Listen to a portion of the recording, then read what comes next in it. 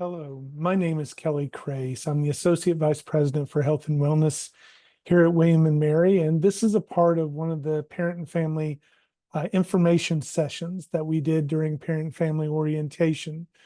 I'm sorry that you weren't able to be there in person. I look forward to the opportunity to meet you in person at some point in time this year so I can get to know you better and that I can learn from you about bringing your wisdom into helping our students obtain authentic excellence. This is actually a kind of a sequel to the open educational information that we shared with you and Kaplan Arena with when all the parents were present around the issue of flourishing. I'm a psychologist by training, and my area of my life's work is in the area of understanding flourishing as it relates to flourishing through important life transitions and change.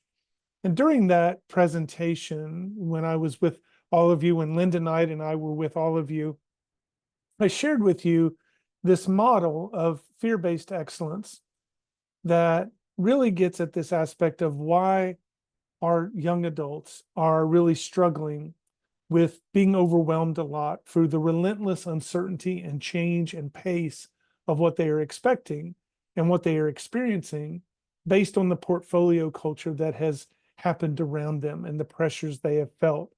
I don't know if you remember this model, but the intent of the information session was basically to provide an opportunity to follow up with all of you and answer questions that you may have about this model and our approach, our mental fitness training approach to moving people from fear-based excellence to a deeper level of authentic excellence that leads to flourishing. You may remember from the earlier program that we defined flourishing by a consistent level of productivity, fulfillment, and resilience.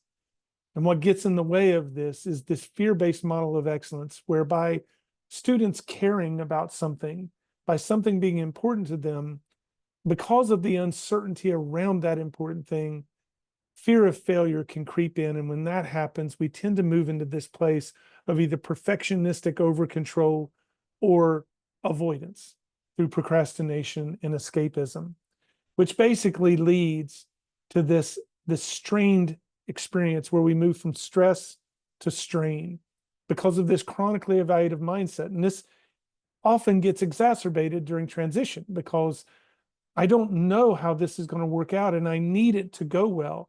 So when I need it to go well, I'll look for reassurance by focusing on the outcomes of the day, which causes my brain to start keeping score. And it develops this chronically evaluative mindset, which is unsustainable. It moves us from stress to strain. Stress is a good thing. That's a function of caring. Strain is unsustainable. And this chronically evaluative mindset is what causes us to get in the way of flourishing and to experience strain.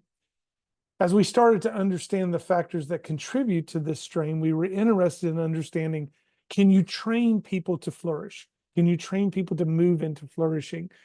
And so one of the things that we focused on is developing this training program for our young adults that allows them to move from this fear-based model of excellence to this deeper level of authentic excellence. And essentially, this is the program. Essentially, what we take students through is several paradigm shifts to where they actually think differently about certain things to move them into this deeper level of wisdom. We teach them to think differently about values, to move from values clarification to this deeper relationship with their values, and also to help them understand and rethink what self-worth and self-esteem truly means for flourishing, where self-esteem is less defined by the outcomes of the day and more defined by the healthy expression and management of their values, which is essentially integrity, which we found is the cornerstone of adult healthy self-esteem.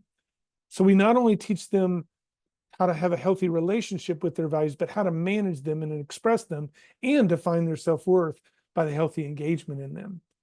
And then we also have them think differently about fear. We move them from trying to be fearless or reduce fear to actually holding fear well, because we learn that people that flourish are not less afraid, they just hold fear well. And we teach them strategies to be able to find that different way of thinking about values. and we teach them advanced coping skills.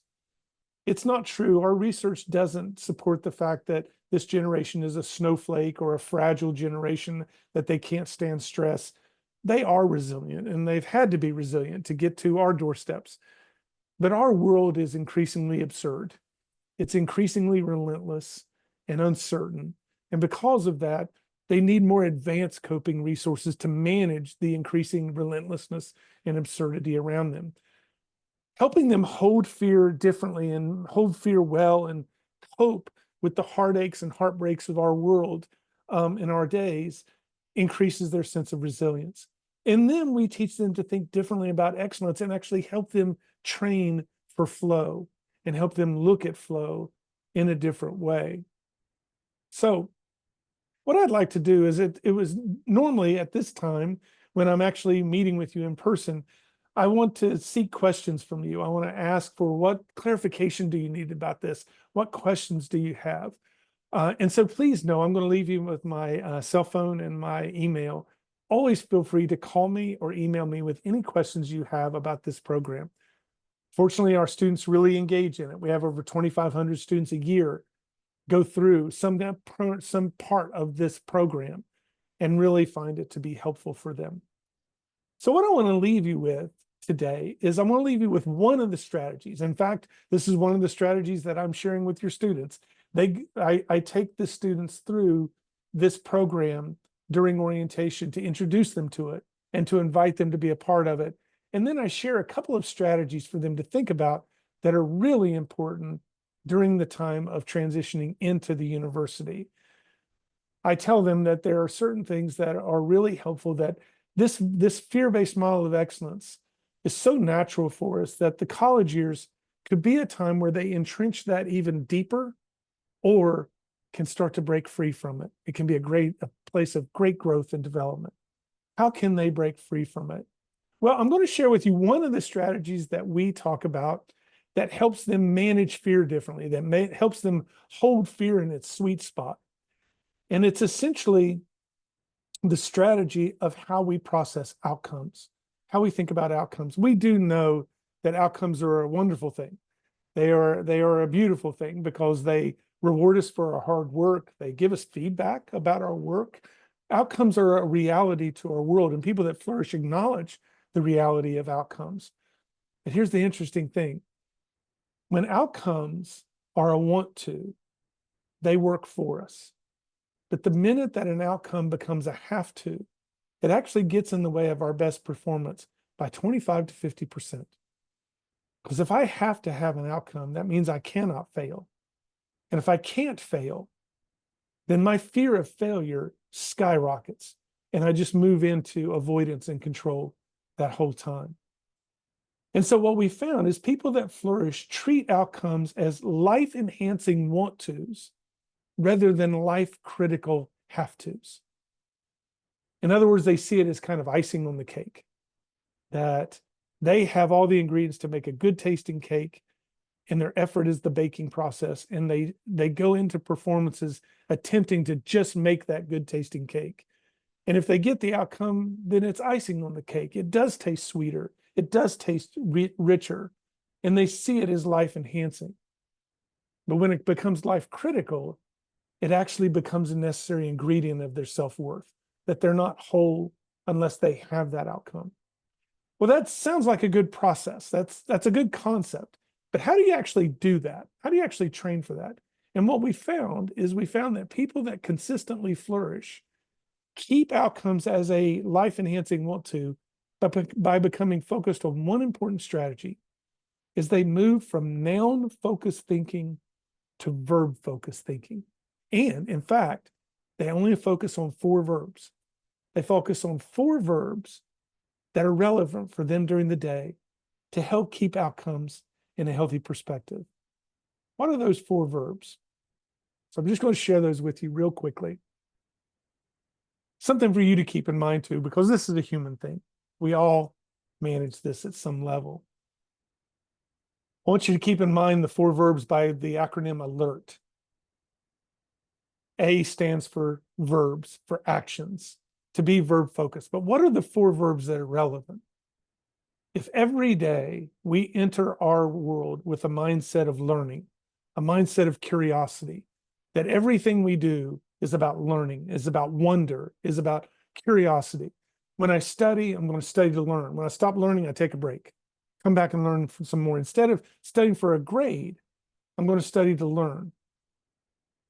The reason why noun-focused thinking gets in our way is because nouns are actually outcomes, grades, achievements, relationships. Those are all nouns that are outcomes that we don't completely control. If we can move to verb-focused thinking, those are more within our control. So one of the verbs that you focus on during the day is the verb of learning, and then the verb of expressing what you've learned. That when it's time to perform, you go in and express your talent and training to date. I'm just going to tell them what I know. I've studied for this test. I'm just going to tell them what I know. I've studied for this, and I'm going to write a paper. I'm just going to write about what I've learned.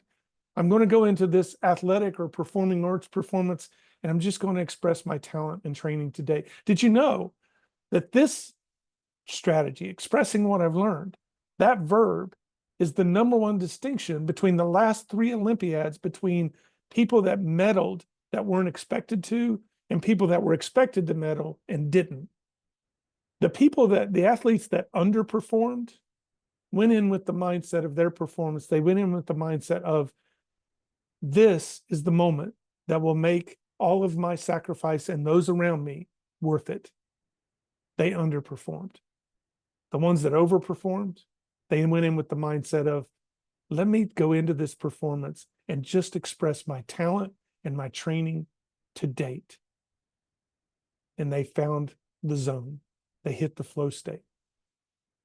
The other verb is relating. Excuse me. And this is the #1 distinction between social confidence and social anxiety. That if I go in with a mindset of relationship, how is my relationship with you? When I go in with that mindset, then I'm constantly evaluating, how am I doing? How are we doing? How do you feel about me?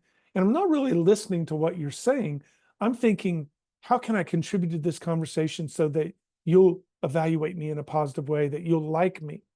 And it just gets in the way and it creates tremendous anxiety. Instead, we focus on relating, because if I focus on relating, I control that. How do I want to relate to you? I may want to relate with you with kindness, with respect, with curiosity, but I control that. It's essentially moving from being interested to interesting. I'm sorry, I messed that up. It's about moving from interesting to interested. Instead of being interesting so that you evaluate me positively, it's about being interested. How do I be curious with you? So if we get into that verb of relating and focus on being interested, then that allows us to be more confident socially. And then the last verb is taking care of myself. Here's what the process looks like. Whenever we creep in to being outcome oriented, to where outcomes are a have to, which we all do, which we will, and your adult student will do as well, that when we drift into that, if we will take a deep breath and just move into the next right verb, one of these verbs will be relevant. Well, let me just go learn a little more. Well, let me just go and tell them what I know. Let me just go express myself. Or let me go and connect with someone. Or let me go and just take care of myself. One of those verbs will be relevant. And when we step into verb-focused thinking, it moves us back into that perspective. Here's the 3 powers of verb-focused thinking. 1, when we're verb-focused, we manage our stress better because we're staying within ourselves. Secondly, the more verb-focused we are, the more nouns we actually collect. We actually get better grades. We actually have better relationships. We collect more nouns, the more verb-focused we are. And third, and most importantly, is when we're verb-focused and we collect those nouns and get those outcomes, we actually experience joy.